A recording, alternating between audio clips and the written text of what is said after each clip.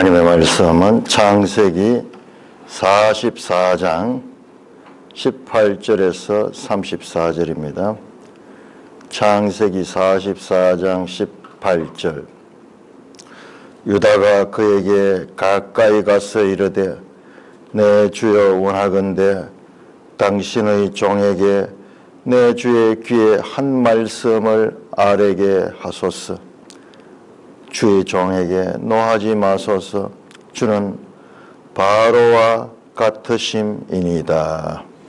이전에 내 주께서 종들에게 물으시되 내는 아버지가 있느냐 아우가 있느냐 하시기에 우리가 내 주께 아뢰되 우리에게 아버지가 있으니 노인이요 또 그가 노년에 얻은 아들 청년이 있으니 그의 형은 죽고 그의 어머니가 남길 것은 그 뿐이므로 그의 아버지가 그를 사랑하나이다 하였더니 주께서 또 종들에게 이르시되 그를 내게로 데리고 내려와서 내가 그를 보게 하라 하시기로 우리가 내 주께 말씀드리기를 그 아이는 그의 아버지를 떠나지 못할지니 떠나면 그의 아버지가 죽겠나이다. 주께서 또 저희 종들에게 말씀하시되 너희 막내 아우가 너희와 함께 내려오지 아니하면 너희가 다시 내 얼굴을 보지 못하리라 하시기로 우리가 주의 종 우리 아버지에게로 돌아 올라가서 내 주의 말씀을 그에게 아뢰었나이다. 그 후에 우리 아버지가 다시 가서 곡물을 조금 쌓으라 하시기로 우리가 이르되 우리가 내려갈 수 없나이다. 우리 막내 아우가 함께 가면 내려가려니와 막내 아우가 우리와 함께 가지 아니하면 그 사람의 얼굴을 볼 수 없음이니이다. 주의 종 우리 아버지가 우리에게 이르되 너희도 알거니와 내 아내가 내게 두 아들을 낳았으나 하나는 내게서 나갔으므로 내가 말하기를 틀림없이 찢겨 죽었다 하고 내가 지금까지 그를 보지 못하거늘 너희가 이 아이도 내게서 데려가려 하니 만일 재해가 그 몸에 미치면 나의 흰머리를 슬퍼하며 서울로 내려가게 하리라 하니 아버지의 생명과 아이의 생명이 서로 하나로 묶여 있거늘 이제 내가 주의 종 우리 아버지에게로 돌아갈 때에 아이가 우리와 함께 가지 아니하면 아버지가 아이의 없음을 보고 죽으리니 이같이 되면 종들이 주의 종 우리 아버지가 흰머리로 슬퍼하며 서울로 내려가게 함이니이다. 주의 종이 내 아버지에게 아이를 담보하기를 내가 이를 아버지께로 데리고 돌아오지 아니하면 영영이 아버지께 죄 짐을 지리이다 하였사오니 이제 주의 종으로 그 아이를 대신하여 머물러 있어 내 주의 종이 되게 하고 그 아이는 그의 형제들과 함께 올려보내소서. 그 아이가 나와 함께 가지 아니하면 내가 어찌 아버지께로 올라갈 수 있으리까.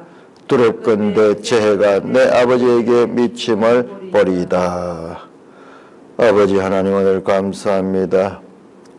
야곱의 아들들의 이야기를 통하여서 우리에게 전하시려고 하는 하나님의 뜻을 잘 깨닫게 하여 주옵소서. 예수님 이름으로 감사하며 기도드리옵나이다. 아멘. 자, 우리가 44장 전반부를 다시 한번 정리하고 오늘 본문 보겠습니다. 오늘 본문은 그 유다가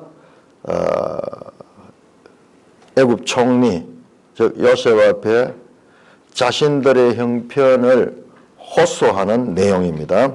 전체가 다 유다의 말로 이루어졌습니다. 자, 그 전에 있었던 사건을 우리가 다시 한번 잠깐 생각해 보겠습니다. 자, 이렇게 거기서 융숭한 대접을 받고 돌아가는데 그 자루 속에 베냐민의 자루 속에서 은잔이 발견이 되었습니다. 그들은 큰 소리쳐서 우리는 절대로 아무것도 훔쳐간 적이 없습니다. 만약 그 은잔이 발견되면은 우리가 모두 다 연대 책임을 지고 함께 애굽의 종이 되겠습니다. 그렇게 자신 있게 그렇게 말했습니다. 사실이죠. 사실 그들은 아무도 은잔을 훔친 자가 없습니다. 그러나 그 결과적으로 베냐민의 자루에서 은잔이 발견되었습니다. 이것은 너무나 황당한 일입니다. 그러나 결코 그들이 한 일이 아닙니다.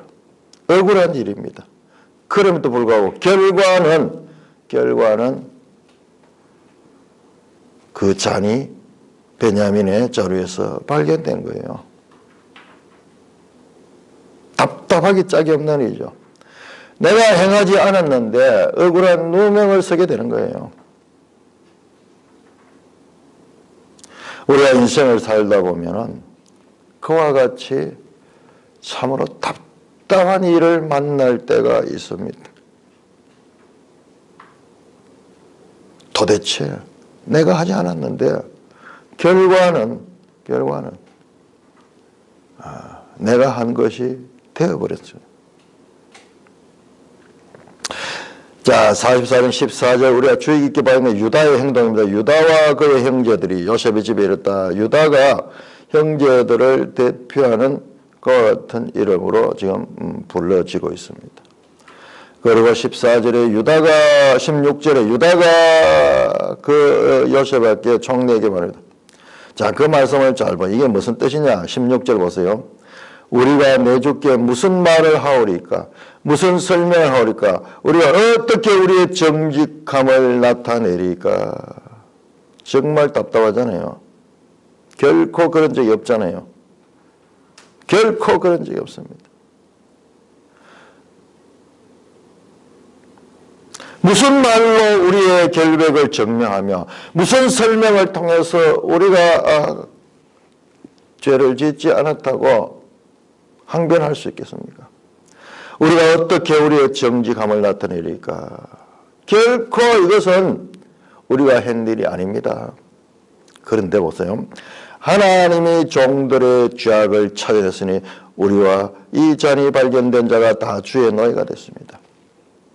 우리는 결코 하지 않았지만 그러나 하나님께서 우리의 죄악을 찾아내서 이와 같이 우리에게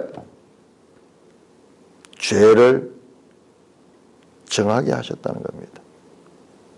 자, 여기서 자세히 한번 읽어보세요. 자세히 한번 생각을 해보고 우리 앞에 내용들하고 자세히 생각하면은 자, 여기서 유다가 말하는 뜻이 무엇일까? 한번 여러분들 가운데서 한번 유다가 여기서 하나님이 종들의 죄악을 찾아내셨다. 결코 우리가 하지 않은 일인데도 결과적으로는 우리가 죄를 덮어설 수밖에 없는 증거물이 나왔다. 자, 이것을 하나님께서 우리의 종들의 죄악을 찾아내신 것이라고 그렇게 인정하면서 변명하지 않고 우리와 이 잔이 발견된 자 베냐민과 우리 모든 형제가 애굽의 총리의 노예가 되겠습니다. 그러면서 연대 책임을 그렇게 지는 것으로 이 사건을 결말을 맺고자 합니다. 17절에 요셉이 말합니다. 결코 그래서 그 잔이 발견된 한 사람만 종이 되고 나머지는 돌아가라. 나머지는 돌아가라. 그와 같은 배경입니다. 자, 성경에 답이 나와 있지 않지만은 유다가 하나님이 종들의 죄악을 찾아냈다.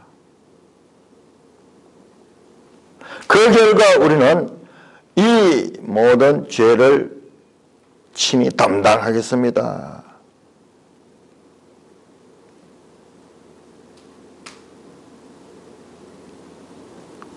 자, 우리가 앞부분을 한번 봅시다. 앞부분을 보시면은 42장 21절에 그들이 어려움에 처하니까는요. 42절 21절 그들이 서로 말하되 우리가 아우의 일로 말미암아 범죄했도다. 그가 우리에게 애걸할 때 그의 마음의 괴로움을 보고도 듣지 않았으므로 이 괴로움이 우리에게 임한다. 이 형제들은요, 자기들이 어려움을 당하게 되니까는요, 과거에 자기들의 죄를 떠올린 거예요. 과거에 자기들이 애굽으로 요셉을 팔아넘길 때 그 장면을 기억하고 있습니다. 37장에는 나오지 않았던 장면이 나옵니다. 애를 복권하면서 요셉이 살려달라고 형님 하면서 울부짖던 그와 같은 모습까지 기억해내면서 우리가 그때 죄지었던 그 죄가 이제 그 대가가 우리에게 그가 당했던 괴로움만큼 우리에게도 괴로움으로 당하는구나.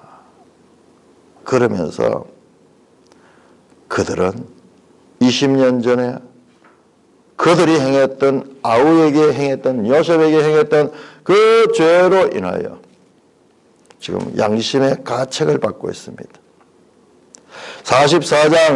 44장에서 그 유다의 항변 16절에 유다가 분명히 자기들이 하지 않은지에도 불구하고 결과적으로 이렇게 되었으니까는 하나님이 우리의 과거의 죄악을 찾아내신 것이다. 그래서 우리가 분명히 지금 이 죄를 짓지 않았지만은 하나님이 우리에게 죄를 담당하는 것이므로 우리가 그 죄를 달게 받겠습니다. 그와 같은 고백으로 볼 수가 있겠다는 생각이 듭니다. 자, 그런데 요셉은요, 그러지 마라. 연대 책임 필요 없고 죄를 지은 자, 그자만 죄를 담당하면 된다. 그렇게 말합니다. 자, 그와 같은 배경에서 유다의 말씀입니다. 오늘 44장 18절 34절은 전부 다가 유다가 애굽 총리인 요셉에게 하는 말입니다. 자, 우리는 여기서 유다를 주의 있게 살펴야 하는데, 자, 창세기 37장에서 50장까지는 이게 요셉 이야기면서 요셉이 주가 되는 이야기죠. 그러면서 우리는 이야기했죠. 이게 요셉 이야기가 아니라 야곱의 아들들의 이야기다. 제목이 그래요. 37장 2절에 이는 야곱의 톨레도트가 이게 이제 내력이죠. 그 가족의 내력을 가리킨 내력. 요셉 이야기가 아주 중요하게 있지만은 요셉 이야기도 야곱의 아들들을 위한 배경이 됩니다. 그 49장에 가면요. 49장에 가면 야곱의 아들들에 대한 그 이 장래에 대한 예언과 예언이 나옵니다. 49장에. 그리고 출애굽기 들어가면 출애굽기 1장에 들어가면요. 12명의 그 이 야곱 형제들의 이름이 나오고 그 가족들 이야기가 출발이 됩니다. 그래서 지금 창세기 12장에서 지금 출애굽기로 이어지는 이 사건, 아브라함으로부터 이어지는 이 사건의 핵심 주제는 시예요, 시. 후손입니다, 후손. 우리가 전체적인 맥락을 놓치지 않고 봐야 돼요. 자, 이 가운데서 유독 이상하게 38장에서 유다 이야기가 나왔잖아요, 유다. 유다가 저 가나안 여자와 결혼하고, 그리고 이 며느리를 받고 아들 서 있었는데 아들 둘이 죽고, 그 다음에 그 며느리 다발이 그 유다를 속여가지고 그렇게 해서 자식을 낳는 이야기잖아요. 자, 이 38장 이야기는 우리가 봤을 적에 이 윤리적으로 보면은 38장의 유다 이야기는 이게요, 학자들에 의해서 얼마나 공격을 받는지 몰라요. 왜 그러냐 하면 너무 생뚱맞거든요.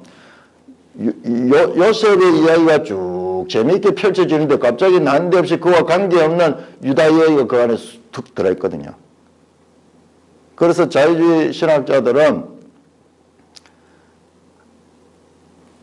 이것을 보고 편집상에 오르다. 그들이 뻗뜨감하는 이야기가 성경을 믿지 않기 때문에 편집상에 오르다. 성경에 이렇게 오류가 많다. 이 과정 맥락이 전혀 맞지 않는 건데 어디 딴 데 있던 거 하나가 쑥 들어가가지고 이렇게 전체 흐름을 깨뜨리는 그와 같은 구조가 이렇게 나온다. 제가 이야기를 많이 했잖아요. 우리가 이사야 할 때 이사야 36장에서 39장이 역사 이야기예요.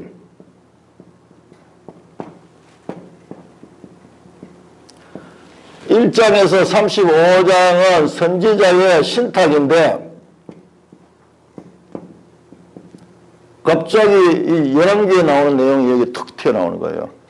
그러나 이것도 얼마나 공격을 많이 받는지 몰라요. 이거 봐라. 문맥이 맞지 않잖아. 전혀 다른 이야기들이 여기 섞여 있잖아. 이사야서가 가지고 있는 권위는 이와 같이 부족하다. 이 하나님 말씀이라고 완벽한 게 아니고 이 말은 인간적인 실수들이 많이 보이잖아. 그러니까 그런데 우리가 자세히 내용을 듣다 보니까 아니에요. 그 이야기 아니에요. 여기에 또 신탁이 나옵니다. 40장에서 66장까지가 신탁이에요. 이런 구조로 되어 있어요. 이런 구조로. A와 A- 그리고 중간에 그 X가 들어있다.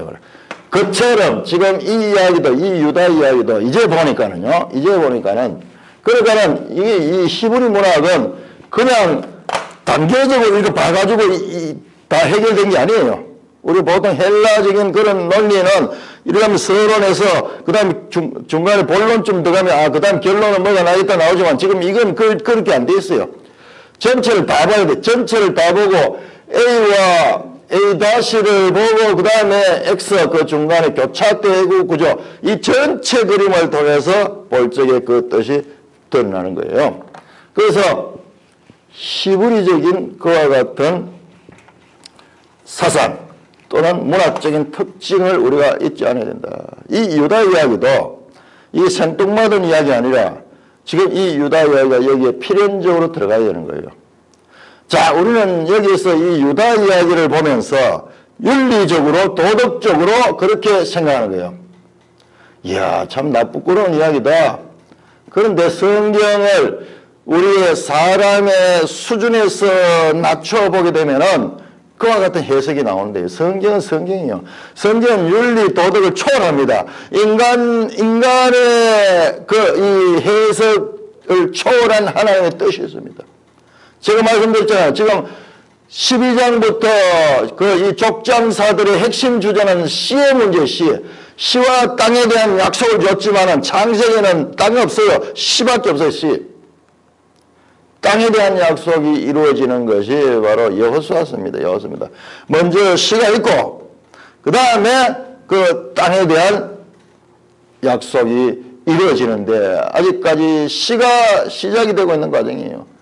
이 씨는 애굽에 들어가 400년 동안 그렇게 그 애굽의 보호 속에서 그 씨가 완성이 될 거예요. 자, 그렇지 않다 하면 지금 한번 보세요. 이와 같은 기근이 심한 이때에 한 70여 명의 야곱의 가족들은요, 그 당시에 다른 민족들처럼, 다른 어떤 그 가족들처럼요, 다 흩어져 가지고, 그래 가지고 가족 자체가 어느 힘이 센 그런 부족이나 그런 민족들에게 흡수돼 버려요. 없어져 버립니다. 그런데 하나님은 이 씨를 지금 보호하는 거예요. 이 씨를 보호하는 거예요. 그래서 유다 이야기를 이와 같은 윤리적인 이야기로 그렇게 보게 되면은 이 의미를 알지 못하는 거예요. 자, 여기 나오는 계대 결혼, 이게 고엘, 유명한 단어인데 이거는 우리가 알아야 되는 거예요. 고엘 하는 거예요. 이게 바로 룻기에 나오는 기업 물을자예요. 기업 물을자. 기업 물을자는요, 두 가지 있습니다. 하나는 씨에 대한 것이고 하나는 토지에 대한 것, 땅에 대한 것입니다. 자, 가장 나와 가까운 사람이 이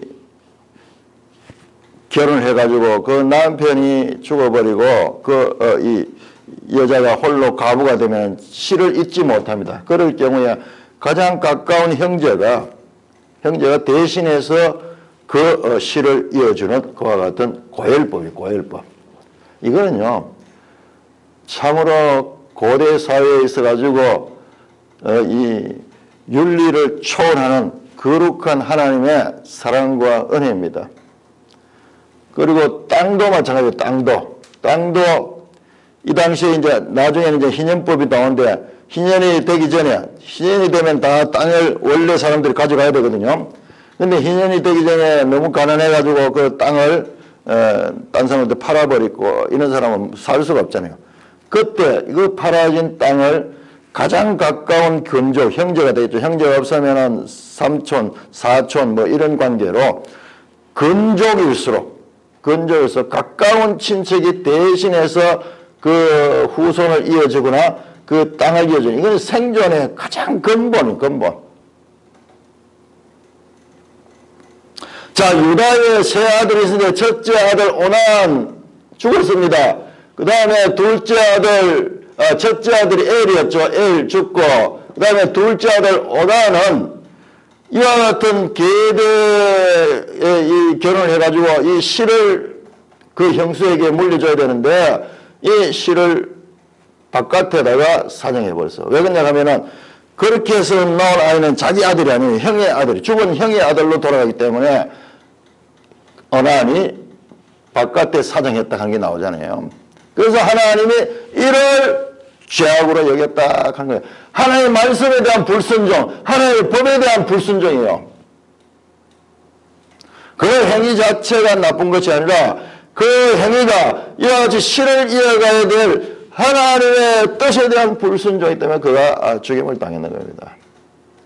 셋째 아들 셀라가 있는데 이 유다가 봤을 적에 아들 서인데 하나 죽고 둘이 죽고 이 셀라도 아직 어리기도 하고 야까지 이 장화는 죽을 수 있겠다. 그래서 오히려 다말을 자기 친정으로 보내고 셀라를 그에게 주지 않으려고 합니다. 성경에 나와 있습니다. 그게 이는 셀라까지 잃어버릴까 인간적인 두려움이 왔는 거예요.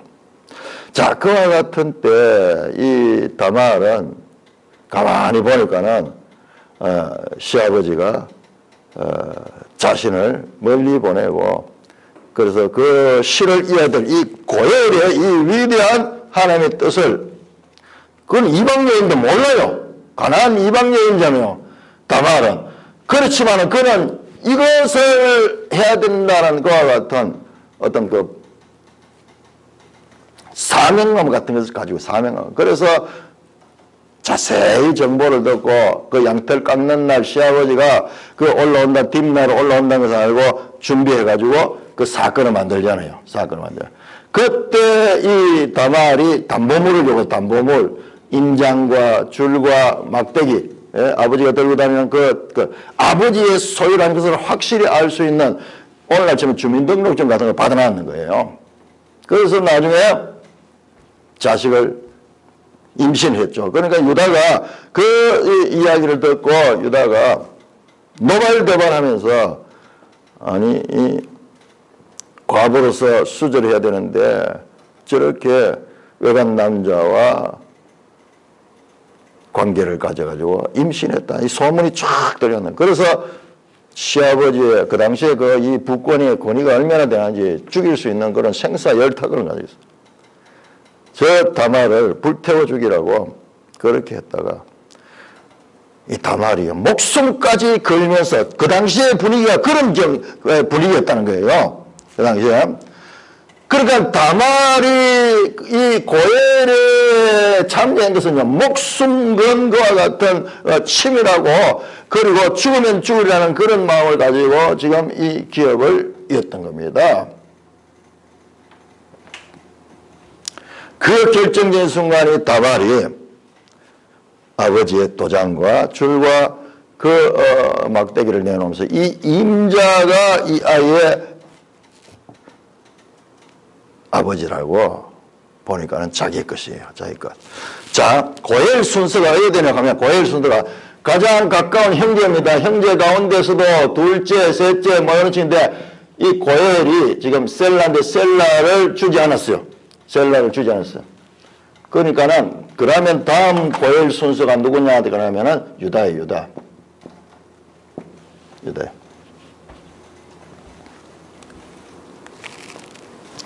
남자 구실을 할 수 있으면은 그 부친이 고엘이 되는 거예요.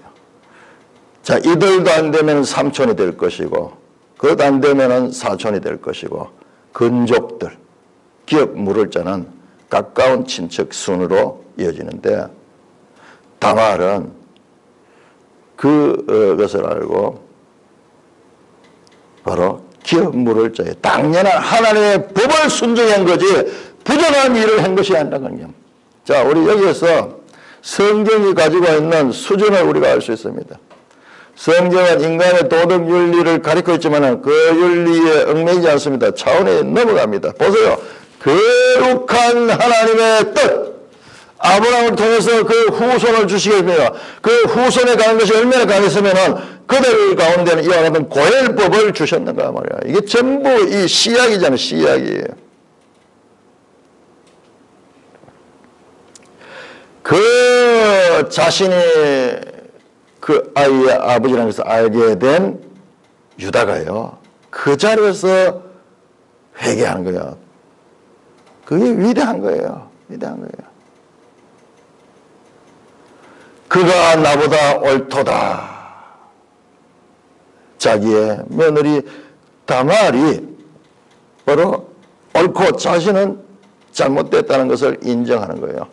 인정하는 그 유다의 모습을 우리가 보았습니다. 이것은요, 약 천년 후에 그 유다의 후손 가운데 다윗이 자신의 죄를 지적받았을 적에 밧세바를 범한 후에 그 나단 선지자에 의해서 그 죄를 지적받았을 때 다윗의 행동이 똑같이 나타나요. 똑같이 나타나요. 자, 왜 유다인가? 성경 여기에서도 이 유다를 그렇게 따로 다루는데 이제 본격적으로 유다가 형제들 가운데서도 중요한 역할을 맡으며 지금 오늘 본문, 우리가 읽었던 본문도 유다 이야기로 가득 채워져 있습니다. 자, 왜 유다인가? 이 내용을 보면요, 다른 걸 떠나서도 유다가 아주 지혜롭고, 그리고 설득력 있게, 우리 앞에서도 자기 아버지 야곱을 설득력 있게 그 마음을 변화시켰듯이 지금 여기서도 요셉의 마음을 설득력 있게 변화시킵니다. 자, 그런 관점에서 다시 한번 볼까요? 유다가 말을 한 거 보세요. 유다가 그에게 가까이 왔을 때 내 주여 원하건대 당신의 종에게 내 주의 귀에 한 말씀을 아뢰게 하소서. 주의 종에게 노하지 마소서. 저는 바로와 같으심이다. 아주 정교하게요. 정교하게 애굽의 제2권력자 총리 앞에서 자신의 변명을 늘어놓기 위해서 예의를 갖추고 수사학적인 그와 같은 말로서 당신은 바로와 동일한 분인데 이 미천한 저의 이 말을 좀 들어주시고 노하지 마시고 그렇게 이야기를 하면서 19절부터 이전에 가면 이 내용이 전부 뭐냐면 동생 베냐민과 아버지 야곱에 관한 이야기예요. 야곱에 3번, 4번 반복하면서 같은 내용입니다.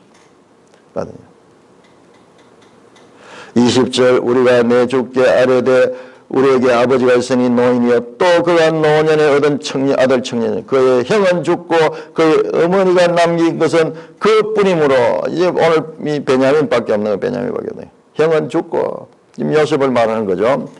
자, 그러니까는 지금 요셉은 지금 마지막 시험을 통해 가지고 형들이 과연 그동안 거짓말 잘하고 속일 잘하는 사람들인데 이들이 과연 지금도 그러한가?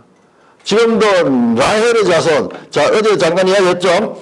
자, 지금 누구의 이야기냐면 야곱의 아들들 가운데 레아의 자손과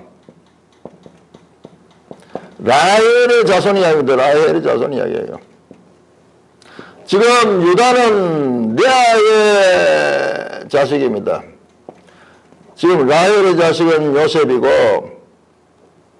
베냐민.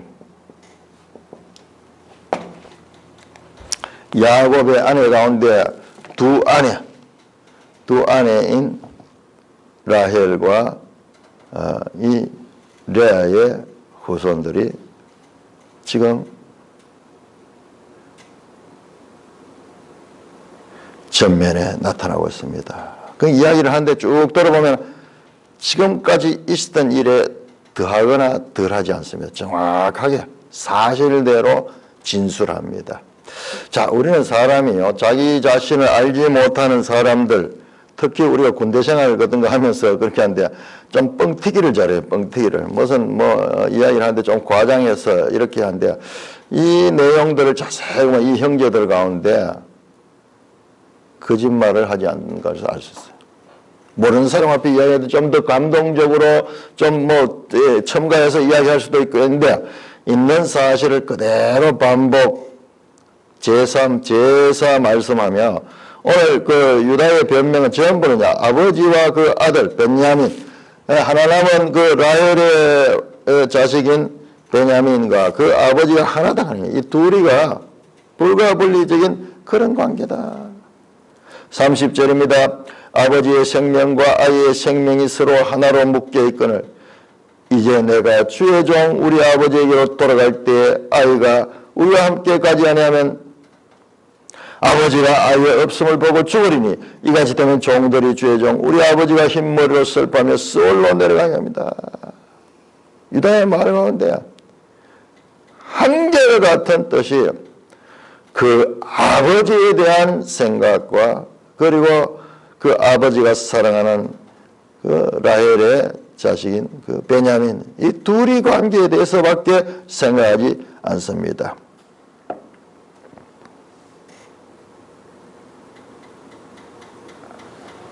멜성의 해설이 참 잘 되어 있어요. 19절 32절 유다는 베냐민을 돌려보내고 자신이 대신 남아야 하는 이유를 차근차근 설명합니다. 베냐민이 아버지에게 얼마나 귀한 존재인지 그런 베냐민을 애굽으로 데려오기 위해 어떤 노력을 했는지 그리고 왜 자신이 대신 남아야 하는지 전후 사정을 자세히 아릅니다. 자, 여기 중요한 건 나옵니다. 야곱의 편애의 심사가 뒤틀렸던 그 이들이 이제는 베냐민을 향한 야곱의 사랑을 헤아립니다. 과거에 요셉을 죽이고자 했을 때는 아버지에 대한 적개심과 분노심과 그것이 동생을 죽이는 데까지 이르는데 이제는 반대가 됐어요. 베냐민을 향한 아버지의 사랑을 헤아리며 전에는 요셉을 희생시켜 아버지의 사랑을 되찾으려 했지만 이제 그들은 자신을 희생시켜 아버지의 사랑을 되찾아 주려고 합니다. 공동체의 시간이 오를수록 서로 관계가 더 온전하고 성숙해져야 합니다. 서로의 마음을 헤아려주고 서로를 향한 사랑이 더 깊어지는 공동체를 이어갔습니다. 지금 이렇게 변했어요. 요셉은 지금 이걸 보고자 했던 거예요. 과거에 그에게 행했던 그 형제들의 죄악된 그 관계가 지금도 그대로 있는지 그럴 것 같으면 요셉이요 이들에게 형벌을 내릴 수 있어요. 지금 오랜 시간을 동안 참고 지금 그것을 시험하고 파악하고 있습니다. 특별히 유다가 대표로 나와가지고 그러니까 유다가 똑똑하기도 제일 똑똑한 것 같아요. 형제들 같아요. 이렇게 말을 조리 있게 하면서 그리고 그 애굽의 총리 앞에 자초지종을 설명합니다. 자, 결론적으로 32절 주의 종이 내 아버지에게 아이를 담보하기를 내가 이를 아버지께로 데려오려면 영영이 아버지의 죄짐을 지르다. 자, 담보라는 단어는 담보. 자, 요셉 스토리 또는 야곱의 아들들 스토리에서 아주 중요한 단어 중에 하나가 담보입니다. 38장에서 다말이 담보로 가지고 있던 그 유다의 표징들 그리고 이 43장 9절에서 유다가 아버지 앞에 말했던 내가 담보가 되겠다 했던 그 말씀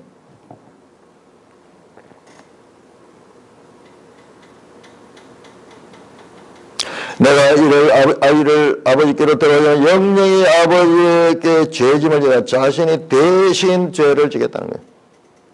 자신이 대신 아이를 대신해서 죄짐을 질 것이다. 그렇게 43장 9절에도 아버지께 말씀했던 그 말씀을 그대로 하고 있습니다. 유다는 이제 완전히 다른 사람입니다. 그는 변했습니다. 유다는 변할 수 있는 사람이에요. 사람이 변한다는 것이요, 얼마나 쉽지 않은지 우리 인간관계를 이렇게 가까이서 이렇게 살펴보면요, 사람이 변하지 않아요. 참 변하지 않아요. 정말 변하는 것이 어려워요. 그러나 우리 성경에 나오는 믿음의 사람들의 특징은요, 변한다는 거예요. 변한다는 거예요. 회개한다는 거예요. 회개한다는 거예요. 그래서 성품이 바뀌는 거예요. 이 사건이 유다의 변화가 가장 결정적으로 일어난 것이 38장에 26절 나온 유다가 그는 나보다 옳도다. 죄에 대한 지적이 있을 경우에 그 지적 앞에 자신을 낮추고 진리 앞에 인정할 수 있는, 그가 나보다 옳도다 할 때 그 옳도다가요, 의라는 뜻이 의. 히브리어로 체데크입니다. 체데크. 그가 바르다 하는 거예요. 하나님과의 관계에서 바르고요. 자기가 틀렸다는 거예요. 자기는 그 고엘 아들, 셋째 아들 셀라를 그 다말에게 이 기업 물을 자로 고엘로 줘야 되는데 그걸 숨겼잖아요. 자기가 그 법을 막았잖아요. 그는 나보다 옳도다. 그 말 속에, 유다의 말 속에 참으로 중요한 유다의 이 변화를 우리는 볼 수 있습니다. 진리 앞에서, 죄 앞에서, 그리고 진리 앞에서는 순종하는 그와 같은 유다의 모습. 지금 여기서도 마찬가지로 자기가 아버지 앞에 담보로 하기로 약속했던 것, 그래서 영영이 죄짐을 지겠다는 그것을 지키기 위해서는 자신이 33절 이제 주의 종이 그 아이를 대신하여 머물러 있어 내 주의 종이 되어 주시고 그 아이는 그 형제들과 함께 올려보내소서. 그 아이가 나와 함께 가지 않으면 내가 어찌 내 아버지께 올라갈 수 있을까 두렵건대 제가 내 아버지께 미침을 보리다.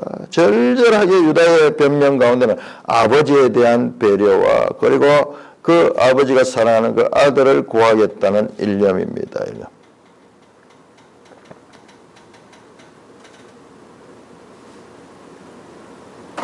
자, 우리 이 사건에서도 이 사건에 참 보면 어처구니 없잖아요. 속임수를 당했잖아요.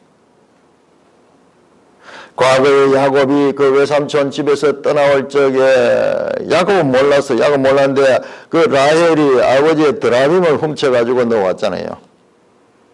그때 라반이, 그 아버지 라반이 자기의 드라빔이 없어진 것을 알고 추적해와가지고 그렇게 드라빔을 찾으려고 했잖아요. 그때 이 야곱은 몰랐어요.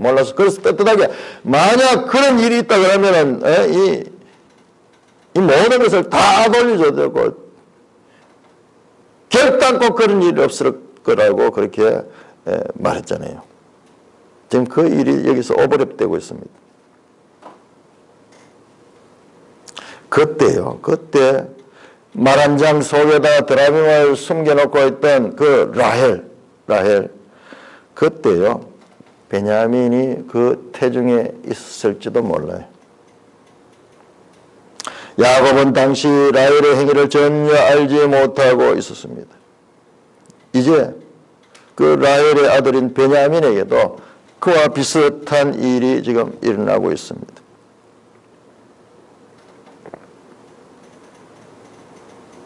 그 가족 관계 가운데서 계속 이어져 오는 속이고 속임의 역사들, 속이고 속이는 역사들. 그 악의 악순환의 고리들이 어떻게 끊어지는가 보세요. 다말에게 거짓말을 시켜서 그녀로 고혈이 되지 못하게 했던 유다가 이제는 자신이 적극적으로 고엘 역할, 대속하는 역할을 지금 감당하려고 합니다.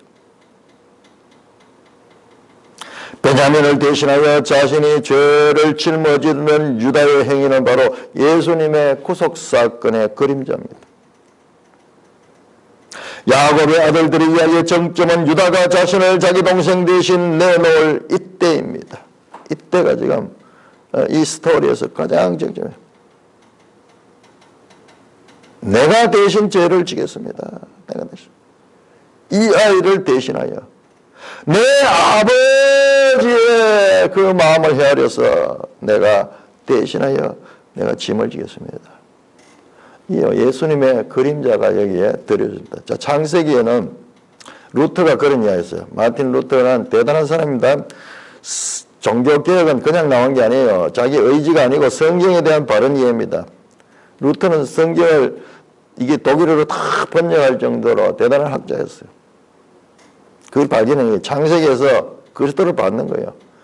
누가복음 24장에 예수님이 이 성경이 내게 대하여 기록한 것이다 할 적에 이 성경은 구약 성경을 가리키는데 여기에 지금 요셉 이야기 이런 이야기 그리스도가 어디 나와 있어요? 근데 여기가 그리스도가 반영되어 있는 거예요. 그 루터는 그런 이야기 했어요. 성경은 구약 성경은 뭐냐? 그리스도가 지금 그 구유통에 누워있다. 그 구유통 안에 그리스도로 가득 차 있다는 거예요. 그리스도에 관한 이야기로서 가득 차 있다는 거예요. 지금 여기에서도 요셉이 그리스도처럼 억울한 누명을 쓰고 그렇게 죽음에 처해지는 그와 같은 과정들에서도 요셉이 모든 사람을 살리는 그런 역할에도 그리스도의 그림자가 비춰지고 있고 유다가 베냐민을 대신하여 죄의 짐을 지겠다는 여기에도 그리스도가 반영되어 있습니다. 그래서 루터가 그렇게 말했는 거예요. 야, 구약 성경 안에는 그리스도가 구유통에 누워있다. 전부 그리스도 이야기구나. 그리스도 이야기. 그렇게 보는 것이 맞아요. 그 예수님께서 이 성경이 내게 대하여 말씀하는 것이다 라는 그 말씀이 바로 그와 같이 연결됩니다. 자기 동생을 대신하여 그 아버지의 뜻을 따라가지고 자신이 대신 담보가 되고 종이 되게 하시고 그리고 그 아들을 구하려고 하는 이 유다의 변명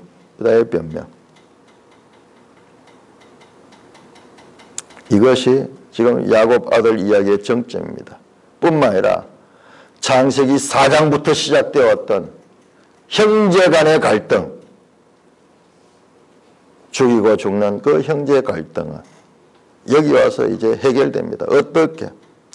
가인과 아벨의 피해 복수의 연결고리가 여기에서 끊어집니다. 계속 형제 간의 갈등들이 있어요. 계속 형제 간의 그 갈등들이 이제 대신 희생함으로 대신 그 죄를 짊어짐으로 그 갈등이 연결고리가 끊어지며 이제 이어지는 내용에서 화해가 일어나게 되는 것입니다.